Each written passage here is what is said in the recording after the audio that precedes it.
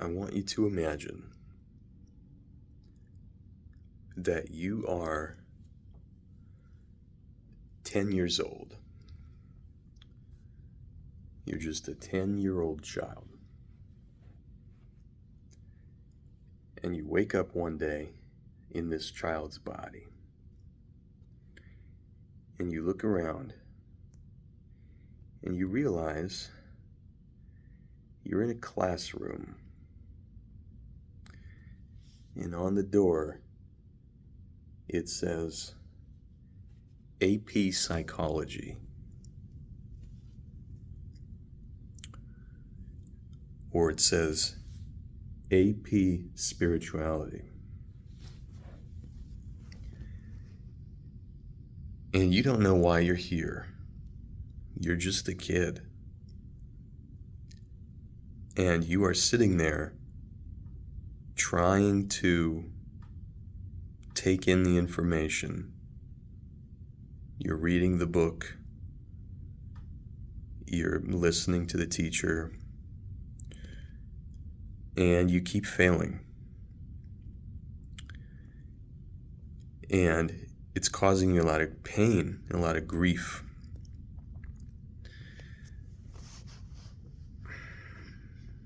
And so you blame yourself. But you never stop to ask, why is a 10-year-old in an AP Spirituality classroom? How did you get here? That's what your life is. You are dropped into your circumstance. And for some of us, we're in different classrooms. Some people are learning economics. Some people are learning, public speaking, how to be famous, how to be this, how to be that. But you're in a very difficult course because the prerequisite is suffering. That's how you got there. You might not remember it because you're 10 years old. And it seems like you just showed up there and you just started suffering. But you applied to be in this classroom. And the thing is, you're not going to be 10 forever. You are going to be in that classroom for as long as it takes until you pass. And eventually, you will pass. But you might need to fail many more times. And it might even be the case that you reach 80 years old and you still don't pass.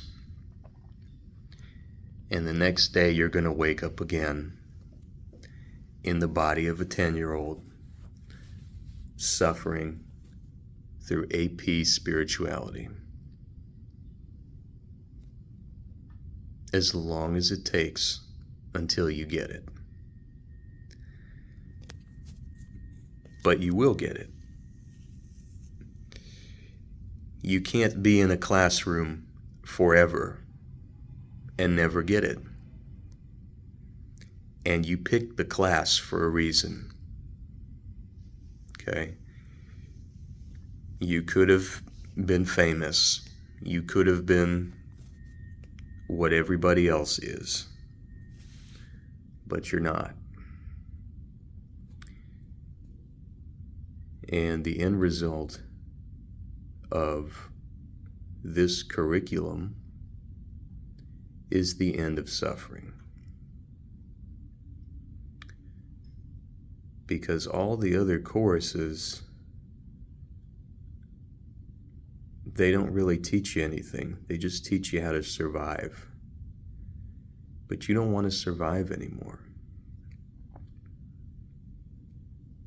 That's the difference.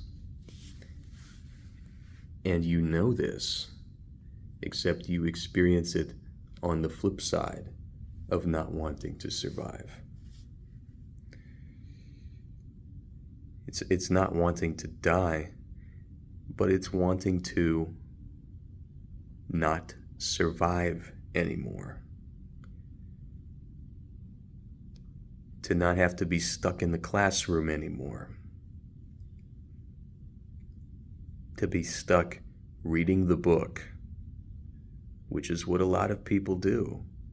They go through life and they read the book and they don't get it. They don't get it at all. And it's not even their fault. You've been in a classroom before where the teacher sucks. I don't even know why they're there. They're not good at what they do. Maybe they have a passion for it, but they're just not the best teacher. But you still have to get through the class. And you have to get through it on your own terms, with who you are. Unless it's not your time. In which case, see you in the next life. But eventually you will get through it. And you don't need to be resentful about it, because this innocent 10-year-old you took up the greatest challenge that our kind has, which is to suffer and not be satisfied with what's out there. It's not enough. It doesn't feel like it's enough. It doesn't feel like anything.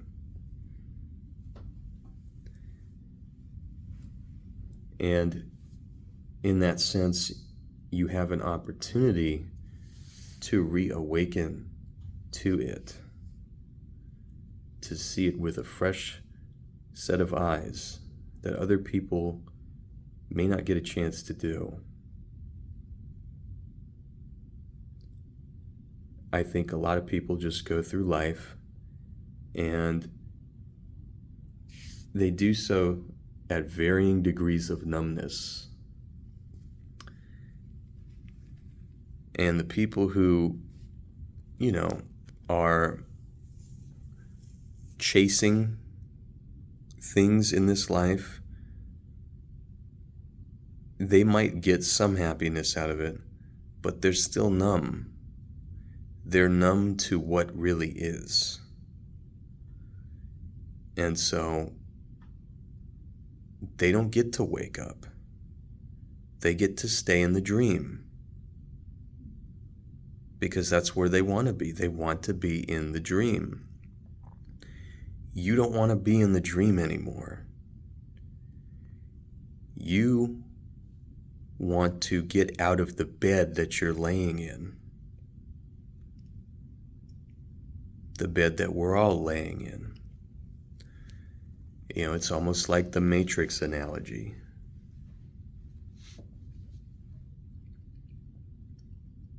But you can get out of the bed.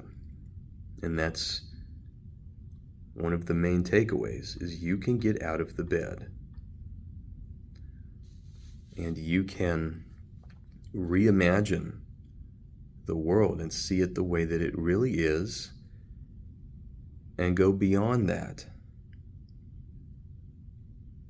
This world is not just what's in the bed.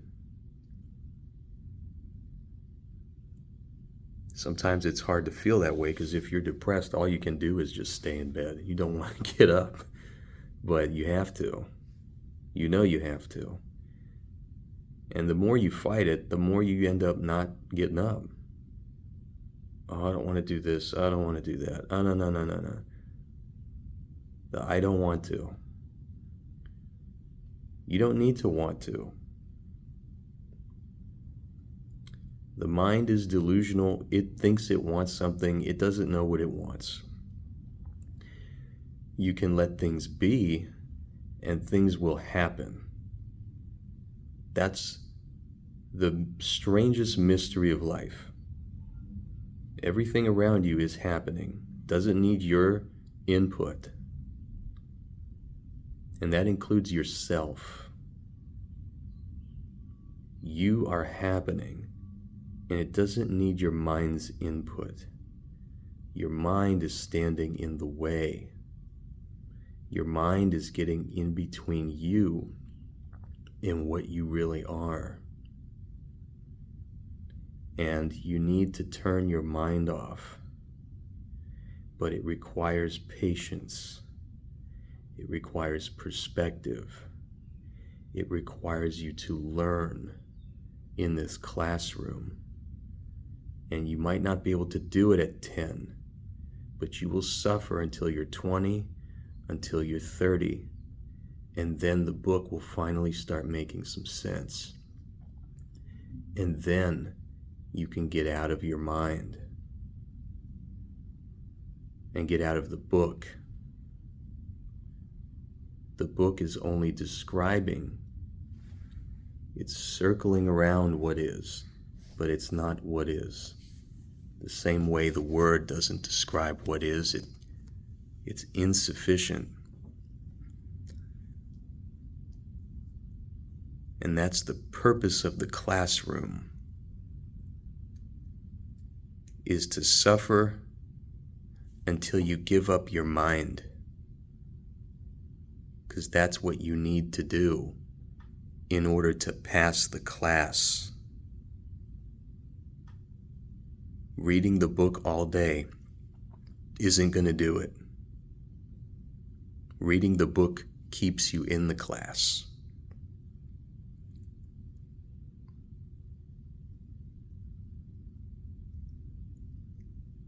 Reading the book and thinking the book is the literal words that are written on the pages that keeps you in the class. Your brain likes that. Your brain likes when things are written down concisely, because the brain thinks, oh, I'm gonna get out of here. Your brain is, I'm gonna use a Matrix analogy. Your brain is like Agent Smith. Agent Smith is a program, and it thinks it's gonna get out of that matrix. That's your brain. Your brain hates it here. Your brain hates life. It wants to survive. It wants to consume everything, to know everything. And it thinks by knowing everything, it's going to escape its own misery. But it never gets out. It's not possible. The mind belongs to the world. You don't. You do not. You are not. Your body is the dirt, the dust that you're made from. But you are the animation of it. You are the expression of it. And you don't exist here. You're just passing through. So, stay in the class. Suffer through it. You're going to read the book and you're going to hate it. It's going to be boring. It's going to be, I don't get this. It doesn't make sense. You just have to give it time. You have to give it some time. And you have to trust that the answers are going to come to you. You're not going to be creative enough and imaginative enough to escape the prison of your own mind. The answers have to come to you.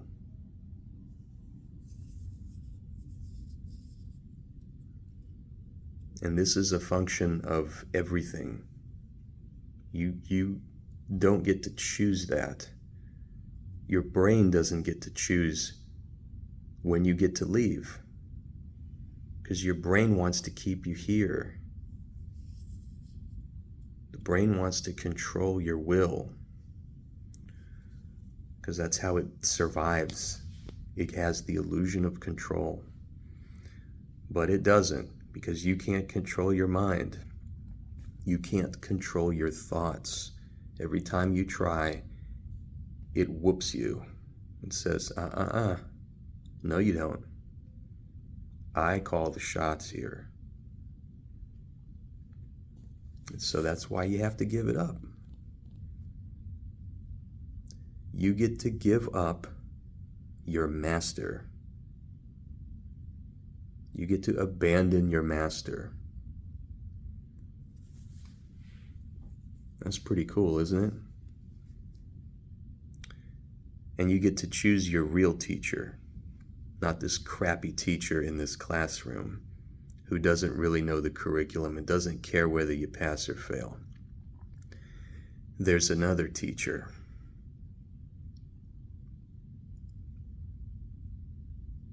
The one that actually knows how to pass the class, because they made the curriculum. They created this path. They created this school. And they created the life that happens to you after you leave the school.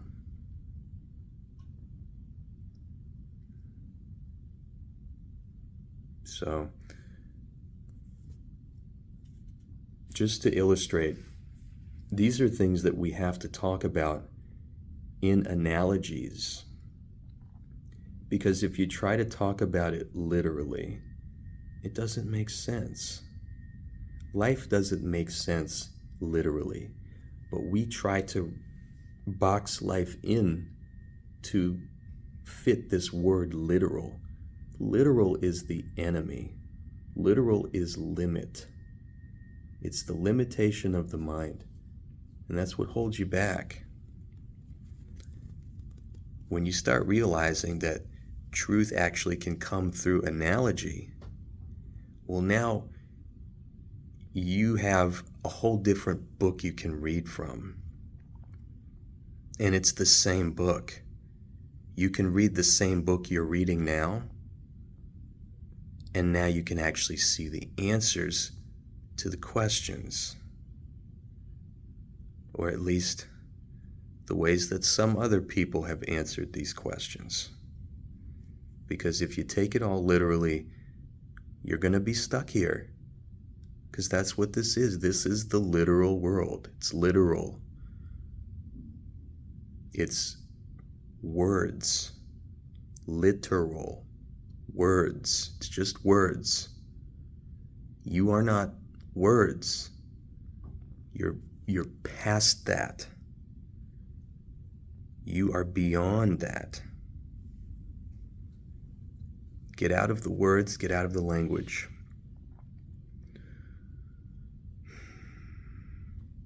Or don't. You can always retake the class again. See ya.